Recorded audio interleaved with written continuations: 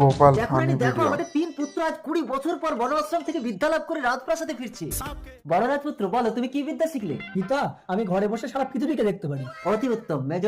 পিতা, আমি মুহূর্তের মধ্যে পৃথিবীর যে কোনো জিনিস এনে দিতে পারি। বেশ। ছোট? পিতা, আমি মৃত মানুষের জীবন দিতে পারি। মহারানী, তার মানে আজ থেকে তুমি অমর। আচ্ছা রাজপুত্রগণ, বলো তো কোন দেশের রাজকন্যা আমার বৌমা হবে? পিতা, আমি দেখতে পাচ্ছি অচিনপুরের রাজকন্যা, কিন্তু পিতা রাজকন্যা তো মারা গেছে, সবাই তাকে শ্মশানে নিয়ে যাচ্ছে। বেশদা, এই মুহূর্তের মধ্যে রাজকন্যাকে এনে দাও, ওকে সবাই পুড়িয়ে দিলে তাহলে আর বাঁচাতে পারবো না। এ কি, আমি কোথায়? আমি বেঁচে গেলাম কি করে?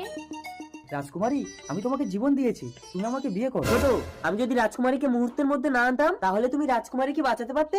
রাজকুমারী, তুমি আমাকে বিয়ে করো। মেজো, আমি যদি সময় মতো রাজকুমারীকে না দেখতাম এতক্ষণ সবাই রাজকুমারীকে পুড়িয়ে দিত। রাজকুমারী, তুমি আমাকে বিয়ে করো। দাঁড়াও, আচ্ছা আপনারাই বলুন, তাহলে এখন রাজকুমারী কাকে বিয়ে করবে? বেঁধে